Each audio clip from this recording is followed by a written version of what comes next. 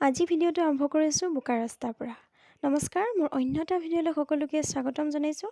যিসকলে মোৰ চেনেললৈ নতুনকৈ আহিছে তেখেতলোককো বহুত বেছি ধন্যবাদ, লগতে মই আদৰণি জনাইছোঁ। আৰু এই ৰাস্তাটোৰ অৱস্থা দেখিছেনে? চাৰিওফালে মানে গাঁত। গাড়ী যোৱাৰ কথা মই বাদ দিছোঁ। চাইকেল আৰু মানুহো মানে একেলগে পাৰ হৈ যাব নোৱাৰে। প্ৰথমে মানুহ পাৰ হ'ব লাগিব, নহ'লে চাইকেলৰ যাত্ৰীগৰাকী পাৰ হ'ব লাগিব। স্কুলৰ ল'ৰা-ছোৱালীৰ লগতে অন্যান্য মানুহৰো মানে বহুত বেছি অসুবিধা হয়। আৰু প্ৰতিবাৰে হ'ব বুলি শুনো, তাক লৈ ৰাইজে বহুবাৰ প্ৰতিবাদো কৰিছে। নাজানো আৰু কেতিয়া হ'ব, তথাপিও এইবাৰ হ'ব বুলি শুনিছোঁ। সোনকালে হওক তাৰে আশা কৰিছোঁ। আৰু ক'ৰবালৈ যাবলৈ মানে এতিয়া বহুত বেছি সমস্যা ৰাস্তাটোৰ কাৰণে। বাকী যি নহওক, কথা কৈ মই পাহৰি গৈছোঁ। আজি ক'ত যাম কৈ আছোঁ বলক লাহেকৈ। এই ঠাইখিনি দেখি চাগে আপোনালোকে চিনিয়ে পাইছে। এয়া হৈছে আমাৰ অসমীয়াৰ সাহিত্যৰ কাণ্ডাৰী, সাহিত্যৰথী ৰসৰাজ লক্ষ্মীনাথ বেজবৰুৱাদেৱৰ জন্ম ঠাই। আহানগুৰি অঞ্চলত লক্ষ্মী পূৰ্ণিমা ৰাতি তেখেতৰ জন্ম হৈছিল।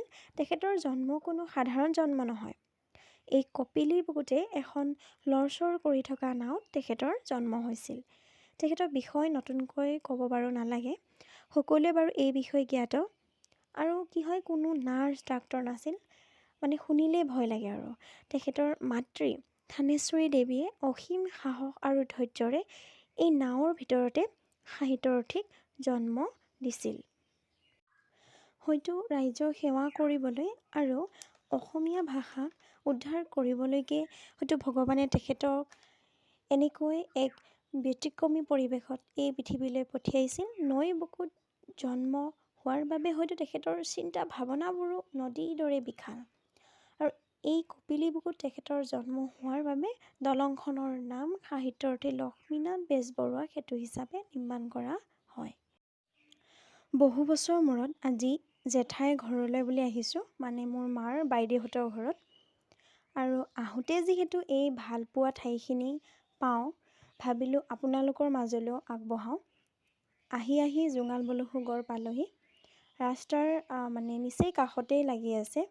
সকলোৱে অহা যোৱা কৰোঁতে দেখিয়ে পায়। নগাঁও জিলাৰ ৰহাৰ কাষৰ জোঙাল বলহু গড়। তিৱা সংস্কৃতিৰ মহান বীৰ জোঙাল বলহুৱে এই গড়টো নিৰ্মাণ কৰিছিল। শত্ৰুৰ আক্ৰমণৰ পৰা ৰাজ্য ৰক্ষা কৰিবলৈ তেওঁ এক নিশাৰ ভিতৰতে এই দীঘলীয়া পুখুৰী আৰু মাটিৰ গড়টো খন্দাইছিল বুলি লোকবিশ্বাস আছে। বৰ্তমান অসম চৰকাৰে এই ঐতিহাসিক ঠাইডোখৰক এটা ধুনীয়া পৰ্যটন কেন্দ্ৰ হিচাপে গঢ়ি তুলিছে। ইয়াত বীৰ জোঙাল বলহুৰ এক বিশাল প্ৰতিমূৰ্তি আছে।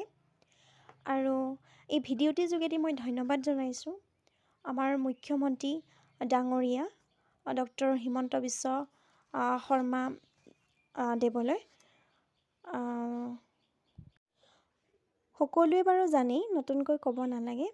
মোৰ কথা কোৱাত বহুতো ভুলো হ'ব পাৰে, নিজৰ ভাবি শুধৰাই দিব। আৰু শেষত মই কেইকপিমান ফটোও লগাই দিছোঁ।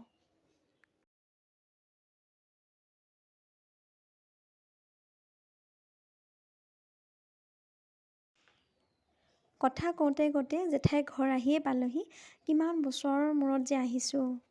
ফুলখিনি দেখিছেনে? ইমান ধুনীয়াকৈ যে ফুলি আছে। আৰু মানে চাৰিওফালে এটা সেউজীয়া পৰিৱেশ, মনটো মানে ভাল লাগি যায় এনেকুৱা এটা পৰিৱেশত। আৰু আগৰ শৈশৱলৈ মানে আহি মনত পৰিছে, আগতে কিমান কি যে গৰমৰ বন্ধ হ'লেকে আহোঁ, গোটেই মানে মাহটোৱে থকা নিচিনাকৈ থাকোঁ। সেই দিনবোৰলৈ মানে বৰকৈ মনত পৰিছে আজি। বহুত বেছি মিছ কৰোঁ সেই পুৰণি দিনবোৰলৈ। গৰমৰ বন্ধ হ'লে মামা ঘৰ, জেঠাই ঘৰ ফুৰিব যোৱা, আহিব ওলালে আহিব নিদিয়া, সেই আপোন মানুহবোৰৰ নিভাঁজ মৰমবোৰ চকুৰ আগত ভাহি উঠিছে। ঘৰ দুৱাৰ সলনি হ'ল সময়, কিন্তু মনৰ দলিচাত আজিও সজীৱ শৈশৱৰ সেই সোণালী দিনবোৰ। আহিয়ে আজি মোৰ বহু কথাই মনটো সেমেকাই তুলিছে। যিহেতু ডাঙৰ দাদা নোহোৱা হোৱাৰ বৰ বেছি দিন হোৱা নাই। ভণ্টি বুলি মাতষাৰ দিবলৈও যেন কোনো নাই। আৰু য'তে আছে ভালকৈ থাকক দাদা। বহুত বেছি মিছ কৰোঁ।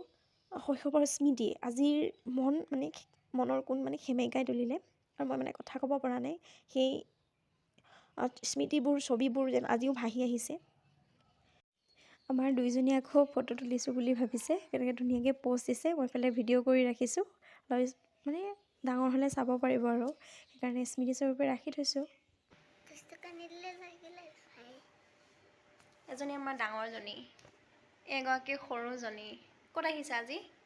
সেয়াই দুজনী ফুৰিব আহি একদম মানে মনটো বহুত বেছি হেপ্পী হৈ গৈছে আৰু তেনেকৈ ওলাই আহিব পোৱা নাই। তেনেকৈ ওলাই আহিব পালে মানে মনটো বহুত বেছি ভাল লাগে আৰু আহিবৰ সময়ত মোৰো অলপ ভিডিঅ' ক্লিপ কৰি ৰাখিছিলোঁ, সেইখিনি আপোনালোকৰ মাজলৈ আগবঢ়ালোঁ।